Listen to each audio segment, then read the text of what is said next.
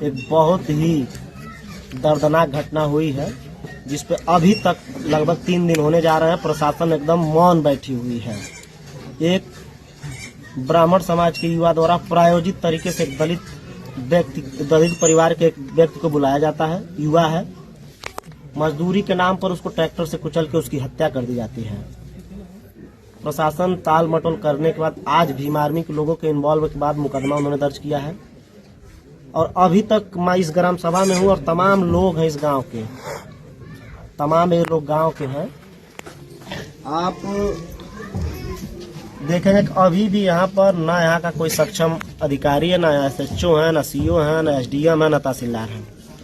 क्या अगर कोई ब्राह्मण ठाकुर के घर का अगर इस तरह की हत्या हुई होती तो क्या इसी तरह शासन प्रशासन के लोग मौन बैठे होते? क्रांतिकारी नमो बुधाय, जय भीम, जय भारत, जय संविधान। मैं रमन जरन और आप देख रहे हैं अध्यात्म पावर। दोस्तों, उत्तर प्रदेश के मुख्यमंत्री योगी आदित्यनाथ कहते हैं कि हमारी शासनकाल में गुंडा राज समाप्त हो चुका है। लेकिन साथियों, आपको बता दें कि उत्तर प्रदेश के मुख्यमंत्री के गढ़ गोरखपुर यानी उनके गृह नगर में एक ऐसी घटना हुई है जिस घटना को सुनने के बाद आपके रंगोटे खड़े हो जाएंगे। आपको बता दें साथियों कि दलित समाज का एक लड़का जिसकी उम्र केवल 20 वर्ष, आदित्य कुमार उर्फ लाला, जो ब्राह्मण के घर मजदूरी करता था, दुष्यंत तिवारी उर्फ छोटू तिवारी जिसका नाम बताया जा रहा है, उसी के घर लाला जो है मजदूरी करता था। कई महीनों से तनख्वाह छोटू तिवारी नहीं दे रहा था। एक तो कम तनख्वाह, 200-300 रुपये की मजदूरी रोज़ की, और ऊपर से मजदूरी न मिलना। आप समझ सकते हैं कि एक अकेला कमाने वाला घर का लड़का जिसके 2 छोटे छोटे भाई हों, पिता नंद किशोर जो बीमार थे, और परिवार की सारी जिम्मेदारी जो है लाला के ऊपर थी। लाला मजदूरी कर रहा था और मजदूरी भी नहीं मिल पा रही थी। ट्रैक्टर चलाता था छोटू तिवारी का, और छोटू तिवारी जो है उसकी तनख्वाह नहीं दे रहा था। अब मजबूरी में आदित्य कुमार ने कहा कि साहब, ऐसा है कि आप मजदूरी नहीं दे रहे हैं और मेरे घर का खर्चा जो है मुझ पर ही डिपेंड है, तो फिर मैं कैसे खर्चा चला पाऊंगा। ऐसा करिए सर कि जो भी है कुछ हमें दे दीजिए, मैं दिल्ली जाऊंगा और वहीं पर काम करूंगा। कम से कम अपने परिवार की सारी जिम्मेदारी जो मुझ पर है उसको संभाल तो पाऊंगा। ऐसे आप करेंगे तो फिर मैं कैसे परिवार को चला पाऊंगा। अब यही बात है छोटू तिवारी को लग गई कि अब मेरा ट्रैक्टर नहीं चलाएगा, अब ये दिल्ली जाएगा। और जानते हैं साथियों कि मनुवादी जो विचारधारा के लोग हैं, जो ये मनुवादी लोग हैं, ये चाहते हैं कि दलित समाज के लोग इनकी गुलामी करें। और जब आप गुलामी नहीं करेंगे तो आपके ऊपर अत्याचार करना ये स्वाभाविक है। तो कहने का मतलब ये है कि यहाँ पर लाला ने ये कह दिया कि मैं आपकी मजदूरी नहीं कर पाऊँगा, आपका ट्रैक्टर नहीं चला पाऊँगा, इसलिए आप मेरी तनख्वाह जो है दे दीजिए, मैं दिल्ली जाऊँगा, वहीं से काम करूँगा। अब साथियों, आपको बता दें कि छोटू तिवारी जो आदित्य कुमार के घर से उसको जबरन उठाकर लेकर जाता है और ट्रैक्टर के आगे धक्का देकर उसी ट्रैक्टर से कुचलवा देता है और रोटवेटर से पूरी तरह से इसको दबवा देता है। मतलब उसकी निर्मम तरीके से हत्या कर देता है। अब सोचिए साथियों कि मजदूरी मांगने का परिणाम अगर ऐसा हो तो आप समझ सकते हैं कि किस प्रकार के ये ब्राह्मण समाज के लोग हैं। तो ये जो आंकड़ा है 36 का, ये कैसे पूरा हो पाएगा? ब्राह्मण वर्सेस जो दलित है, क्योंकि ब्राह्मणों ने शुरू से ही अत्याचार किया है दलितों पर, और अत्याचार करते थे, हैं और करते रहेंगे। एक तरफ हिंदू राष्ट्र बनाने को लेकर धीरेन्द्र कृष्ण शास्त्री जो थे पदयात्रा निकाल रहे थे और जातिवाद खत्म करने की बात कर रहे थे। क्या इसी तरह से जातिवाद खत्म कर पाएंगे धीरेन्द्र कृष्ण शास्त्री? और योगी आदित्यनाथ जो ये कहते हैं कि हम दलितों के हित में काम करते हैं, हमारी शासनकाल में तो गुंडा राज एकदम बुरी तरह से खत्म हो चुका है, तो फिर योगी आदित्यनाथ के गढ़ में इस तरह से घटना हो गई तो इसका जवाब कौन देगा? अब साथियों, आपको बता दें कि भीम आर्मी की टीम मौके पर पहुंची। भीम आर्मी की टीम मौके पर पहुंचने के बाद सरकार से मुआवजा मांग रही थी, और मुआवजा हर एक लोगों का अधिकार है। सरकार से मुआवजा मांग रही थी कि पीड़ित परिवार को उचित मुआवजा दे, घर में एक नौकरी दे, क्योंकि नौकरी करने वाला एकमात्र आदित्य कुमार उर्फ लाला, जिसकी मौत हो गई, जिसकी हत्या हो गई। 2 छोटे छोटे बच्चे हैं, अभी वो पढ़ रहे हैं, पिता जो है बीमार है, तो इनका परिवार कैसे चलेगा? आखिर क्या गलती थी भीम आर्मी के लोगों की? आपको बता दें साथियों कि भीम आर्मी के लोग वहां पर बैठकर आंदोलन कर रहे थे और आदित्य कुमार के शव को रुकवा कर रख दिए थे और उनकी मांगे थी कि हम शव को तभी अंतिम संस्कार करने के लिए देंगे जब तक हमारी मांगे पूरी ना हो पाए। लेकिन साथियों आपको बता दें कि पुलिस ने भीम आर्मी के कार्यकर्ताओं को जबरन उठाकर ले जाकर थाने में बंद कर दिया। 4 घंटे तक भीम आर्मी के कार्यकर्ता थाने में बंद रहे और इधर पुलिस ने आदित्य कुमार के शव को जबरन उठाकर ले जाकर अंतिम संस्कार करवा दिया, क्योंकि पुलिस जानती है कि जब तक ये शव रहेगी तब तक आंदोलन तेज होगा और कहीं ना कहीं हमें जवाब देना महंगा पड़ जाएगा। तो जैसे तैसे पुलिस ने जबरन शव को उठाकर अंतिम संस्कार करवा दिया। अब साथियों, जिला संयोजक जो हैं गोरखपुर के भीम आर्मी के, वो लाइव आए और फेसबुक से आखिरकार उन्होंने क्या कहा, जिनका नाम प्रिंस आज़ाद है। प्रिंस आज़ाद ने लाइव आकर तमाम बहुजन समाज से उन्होंने फेसबुक पर लाइव आकर उन्होंने ये जानकारी दी। आखिर भीम आर्मी के जिला संयोजक जो गोरखपुर के हैं प्रिंस आज़ाद ने आखिर क्या कहा, पहले आप प्रिंस आज़ाद की ये बात सुनिए, उसके बाद हम सीधे आपसे बात कर रहे हैं। आप सभी साथियों को जय भीम।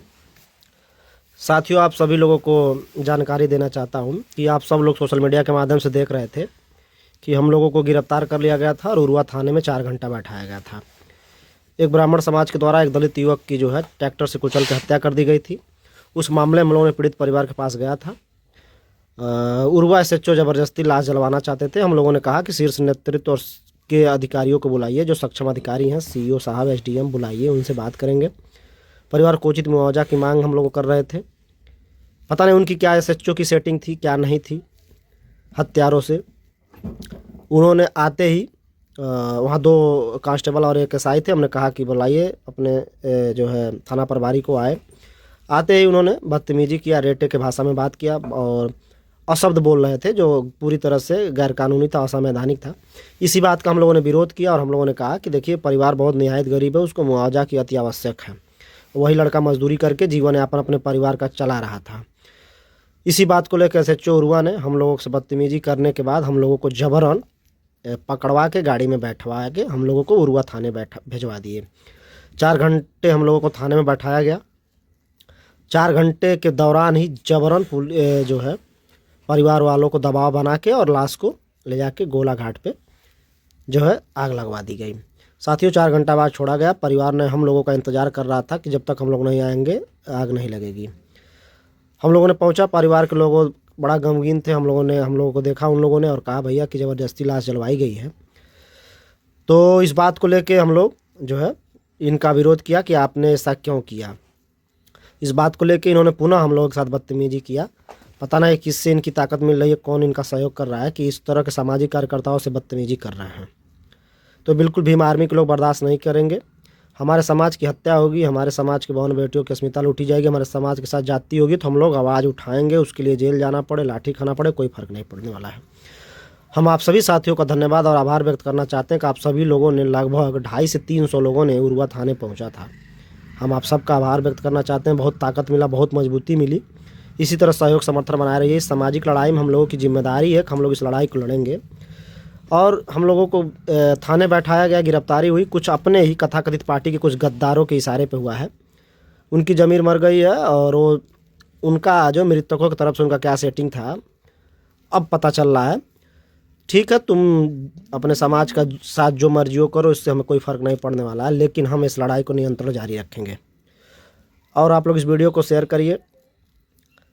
उरुआ SHO जो है मनमानी कर रहे हैं, इनको कुछ समझ में नहीं आ रहा है और ये जो है किसी भी सामाजिक कार्यकर्ता से किस तरह की बात करनी चाहिए इनको बिल्कुल समझ नहीं है। वहीं उनके सीनियर अधिकारी CO हैं, वो मैनेजमेंट समझ रहे हैं, सबको कैसे बात करना है उनको सारी चीज़ों को पता है।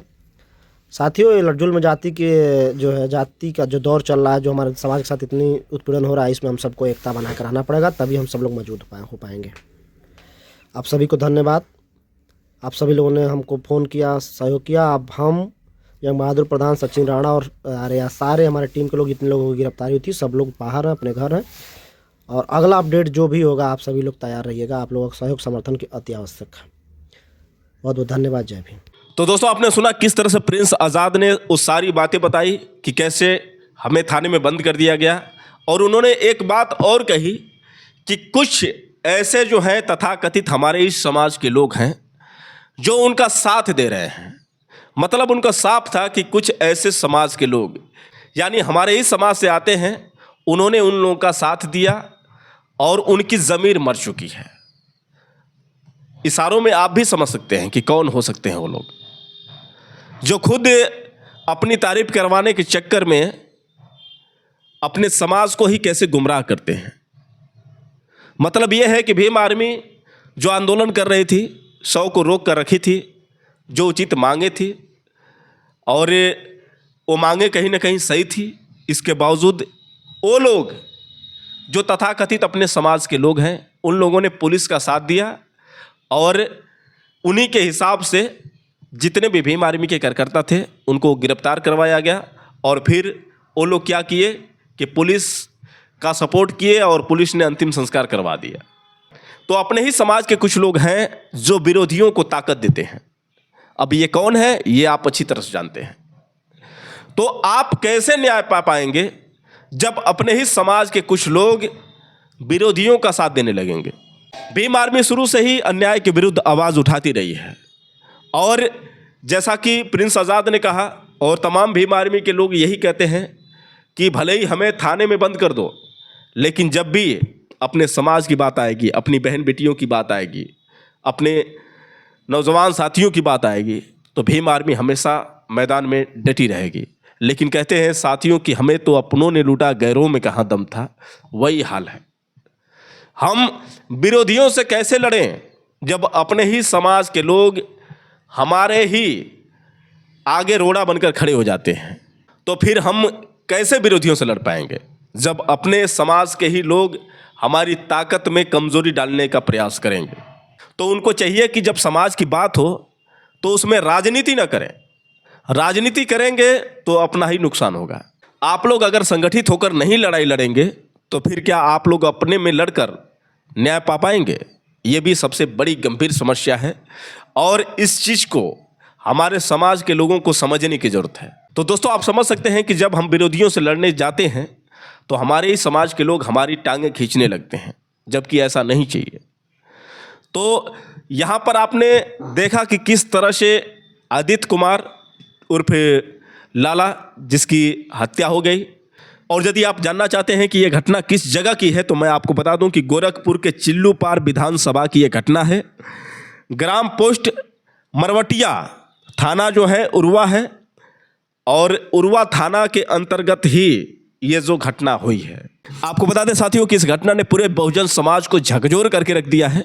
लेकिन अगर बात करें गोदी मीडिया की, तो गोदी मीडिया को जैसे मालूम पड़ रहा है कि इस खबर की भनक ही नहीं है। आप देखें कहीं भी गोदी मीडिया इस खबर को दिखाने का प्रयास नहीं कर रही है। या तो गोदी मीडिया डरती है बीजेपी सरकार से, नहीं तो समर्थन करती है बीजेपी को या फिर मनुवादियों को। हमारा काम है कि बहुजन समाज की हर एक घटनाओं से आपको अवगत कराना और आपको जागरूक करना और ये समझाने का प्रयास करना कि विरोधी ताकतें कैसे हमको कमज़ोर करने पर लगी हुई हैं। क्योंकि हम दो आपस में एक है ही नहीं हैं, तो फिर विरोधियों की ताकत तो बढ़ेगी ही बढ़ेगी। वैसे दोस्तों, आप लोगों का क्या कहना है आप लोग कमेंट करके बताएं, और हो सके तो इस वीडियो को ज़्यादा से ज़्यादा शेयर करें। फिर मिलेंगे अगले वीडियो के साथ, तब तक के लिए क्रांतिकारी नमो बुधाय। जय भीम।